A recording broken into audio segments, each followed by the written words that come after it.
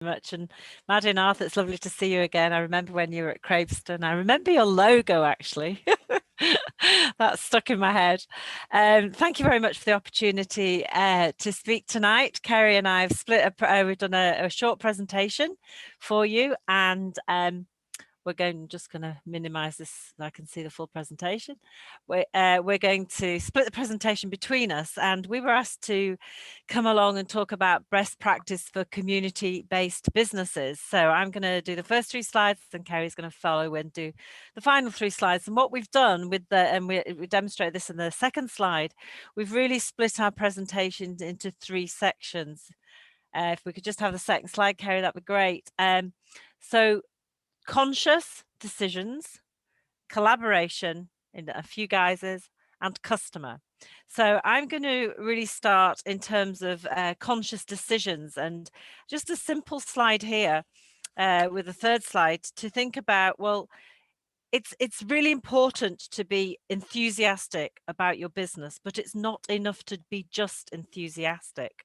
The business needs to work for everyone on a number of levels. And what we want to think about here is how people are central to a business in many ways. So your business might not be driven by financial success. There might be other drivers such as community-based drivers, that sort of thing. But for the business to work, you have to have the why, the reason you're doing this clearly defined, clearly tangible to the people you're wanting to work with, customers, consumers, collaborators. So clearly tangible, defined reason for doing this. And that needs to be front and center of all the activities and very visible in what you do. For people to be able to link to a business, they need to be able to link and feel part of that story. And we've had some great illustrations tonight of stories of businesses that you can really link to. You really feel that you want a bit of that, you want to be part of that scene. So it's important to articulate that story, but not just in the way you promote it, the way you talk about it, the way you talk about yourself, but in everything you do. So that story has to be articulated to customers, to consumers, and to collaborators. So they all want a bit of what you're doing. They want to buy your product because they see themselves in that story.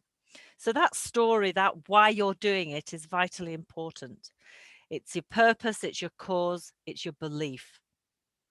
And so this is why story is really important. So you need to help you define your proposition. And when you're thinking about your business, it's about keeping it really real. We all have dreams, we all have aspirations, but a business needs to work. And both businesses this evening, have illustrated actually it has to work on a commercial basis for yourself. You have to make a living to feed your kids, kids to be even. So keeping it real is important.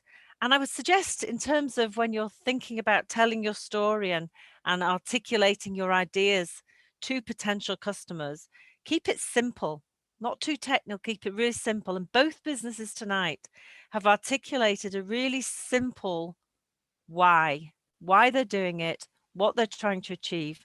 And keeping it simple means that actually it's easily understandable.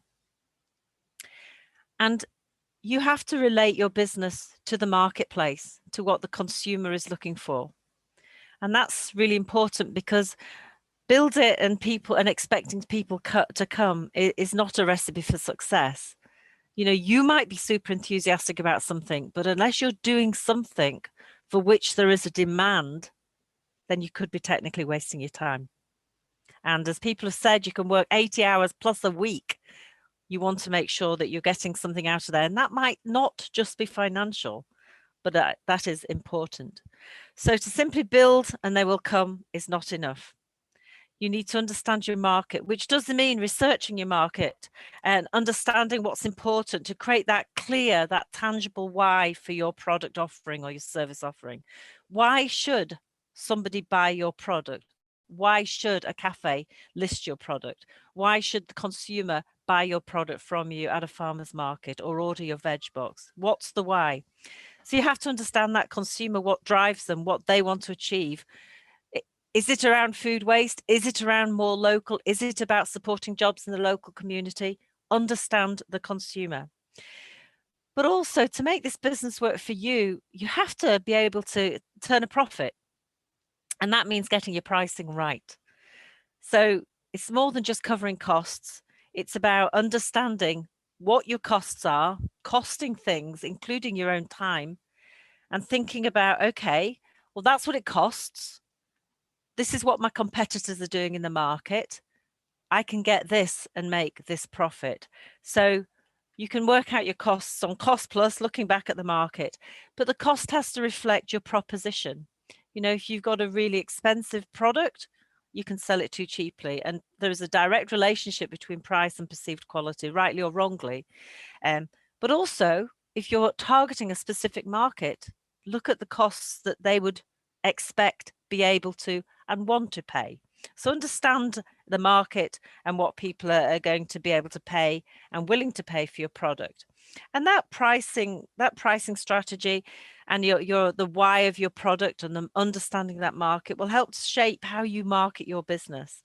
And we've seen some cracking examples today of how people have really embraced the opportunities and the real story behind, you know, the fighting food waste, the slogans that have been used, the offering to do training, a fantastic idea, and really getting into something that people want to do and want to do more of. So some great ideas tonight.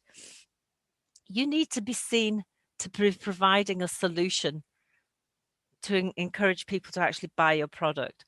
And to do that, you know, understanding the market, understanding how to price, understanding what the solution is, it all takes skills. So it's the skills that you have within yourself and your skills you may develop within your colleagues. And your customers need to be aware of your product. And how are they going to find out about your product? How are you going to access your local market? But not only do they need to be aware of it, they need to think that the product is right for them. They need to buy it and they need to keep buying it. And then they need to become an advocate for your product and for you and for your business. So there's a lot of work there. It's about people, it's about relationships, it's about understanding the market, making sure that you're really tapping in to a consumer need. If you get those things right, and not everybody will get them all right all at the same time or indeed all the time, but get those things right and you will have a successful business. And that's success measured as you want to measure it. But you will have a successful business and it will be a food system with well-informed people at its heart. You will be well informed of your market, your consumers and your customers, or the customers as in businesses will be well informed of you, of your product, and your consumers will be well informed. So this is a food system here with people at its heart. But those people have to be skilled, they have to be knowledgeable, and they have to be open to and willing to understand and learn and make changes based on what the market's telling them. So people are central to every story and every business. They're part of the why, they're part of your story, but you have to have the right skills and knowledge to make sure that this can be a successful business and you're making those conscious decisions based on that market knowledge. I'm going to hand over now to Ceri, who's going to cover collaboration and customer with some great examples. Thank you. Thanks very much, Ceri. Yeah, so I am, I think, what's commonly referred to as the other Ceri. We don't always do a double act, but when we do, that's me. I'm also a consultant. I work for SRUC and SAC Consulting, and we work primarily with food and drink businesses. I usually have to kick off anything that I speak at in the evening with an apology. I suffer from Scottish screen syndrome, so the brightness from my laptop does make my face glow a little bit like Casper the Friendly Ghost, but hopefully you can hear me clearly enough even if you can't see me. Something that was back here on this slide, something that was said, I believe, on Radio 4. 4 veg box startups in the south of England have had success and gone mainstream. Around 1,300 of them have failed. So that was a pretty stark quote that I picked up when we were discussing speaking this evening. Some of the topics and questions that were discussed were things like, how do we ensure that we have a viable business and how can we compete with the likes of Tesco? I am aware I've got the graveyard shift this evening, so I hope you're all still awake. I will keep this as brief as possible. And I'm going to start by saying you can't compete with Tesco, but that's not where your market is. So everything that Ceri's just covered about getting to know the customer and getting to know the consumer, the type of consumer who is caring about sustainability, locality, and seasonal produce is likely not the volume-based customer that Tesco's are marketing to. When talking about collaboration, I think it's really important when you're any kind of business, any size, thinking about any type of collaboration, that you think about your own collaborative potential. What are you looking to gain from working with somebody else? So you heard Maddie and Arthur discussing something that your neighbour has, maybe something that you need. So it can work on an informal basis. It can work on a, let me take your bubble wrap, and at some point down the road, we're going to give you a lot of kimchi. Or it can work on a far more formal basis. So it could work on the basis of the conversation that the Maddie and Arthur had with Brewdog, with their levels of food waste and understanding the brand positioning that Brewdog take as being Scotland's first net zero brewery, or Europe's first net zero brewery, probably being able to say they work with businesses that work with their food waste is going to be a big boost to them in order to be able to go forward with those claims. So considering your collaboration from the point of view of who has what to gain is really important, because it's not always about money. It's not always about a contract. Sometimes it is just done on a handshake, but understanding the leverage you have in any position is really important. I would say if you're going to consider collaborating in a formal way, we would always advise that you seek legal support, probably speak to an accountant. There are organizations out there that can advise on the best business model in order to collaboratively market. There are people available who can talk to you about how to make a collaborative project financially sustainable.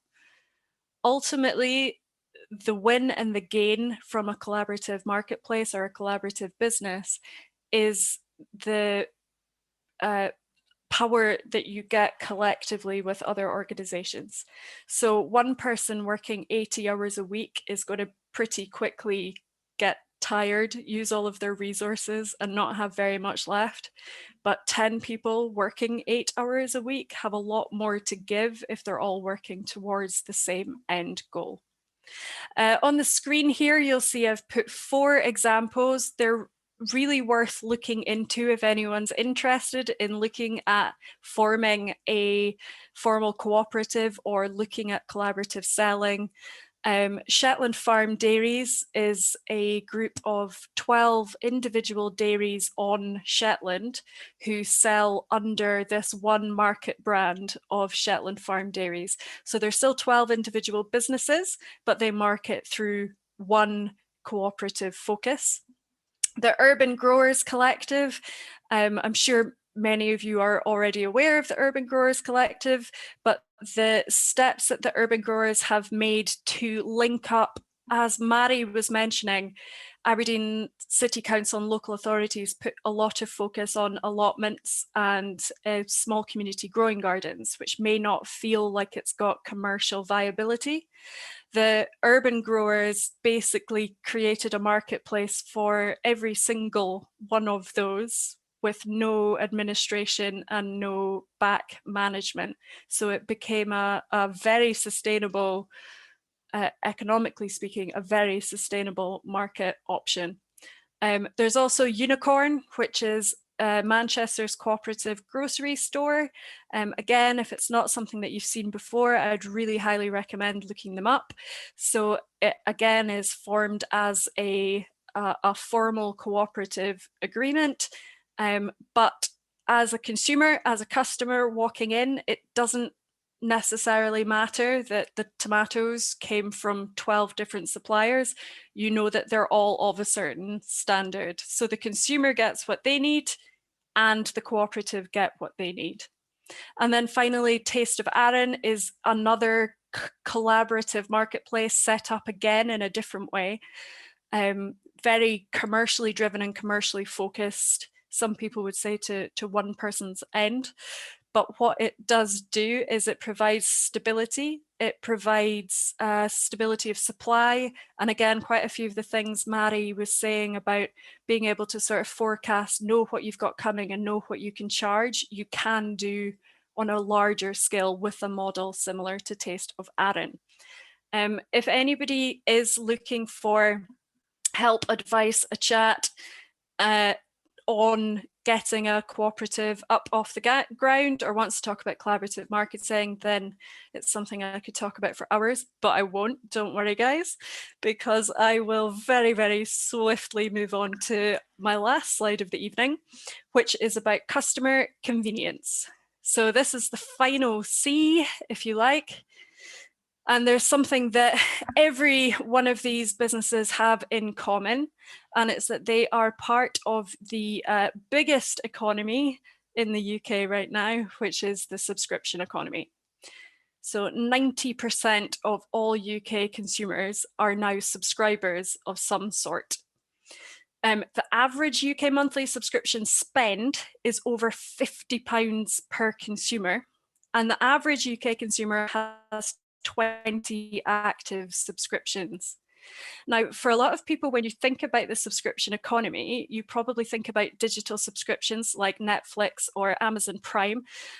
You're potentially not thinking about food and drink. You're potentially not thinking about FMCG. Everything that's on the screen at the moment is a subscription service, from Nourished, who provide a curated pack of vitamins every month, to Graze, who provide weekly healthy snacks that fit through your letterbox, Mademoiselle Macaron, who do monthly subscriptions of 12 different flavors of macarons made in Edinburgh. Bookishly, Live Your Best Bookish Life, post you out a book club recommended book every month, so you'd no longer have to think about what you'd like to read. Spice Masters sends you out a monthly pouch of spices to make different recipes, so you no longer have to think about what you'd like to cook. Gym Plus sends you out a monthly subscription to all of your protein shakes and supplements for the gym. Skin and Me, worried about what to put on your face? Don't worry about it. We'll curate it for you and send it to you every month. I could continue through every single one of these subscriptions, and this is just the tip of the iceberg of what's available.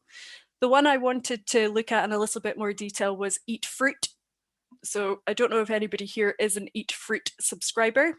What Eat Fruit do that's quite interesting is they take surplus and waste fruit out of the food chain in the UK, and they freeze dry it and they post it to people in either every 3 days, every 5 days, every week, every month. You can choose how often your subscription arrives, and they claim to be able to give you 4 out of your 5 a day or 5 out of your 10 a day, depending on what subscription choice you take. They also have a very heartfelt claim about using up waste product and ugly fruit in the supply chain.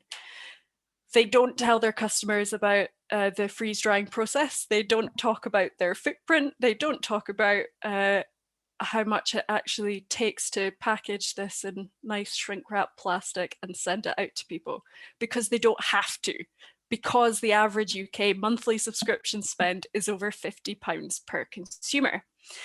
Now, the reason I'm repeating this point is because it's easy for the consumer. If you can make anything easy for somebody else, they will likely buy it. If you are able to say, I can take all the thought out of this process for you, we'll do the thinking, we'll keep in touch, we'll tell you exactly what you need and when you need it, then you have a customer. There are 3 types of subscription models. One is on replenishment. So that is every week we'll send you some more snacks. One is on curation, which would be, for example, if the Crafty Pickle Co. wanted to do a subscription based on replenishment and curation, they would ask their subscribers to buy one of the bubbler jars. And then the replenishment and the curation that they would do would be every month they would send you the spices to flavor, and they would send you a coupon to get money off Mary's company to buy the veg that you need to chop up, put with the spices, put in the bubbler. That's the way that you would cooperatively and collaboratively bring 2 businesses together to provide 2 different types of subscription to service one consumer.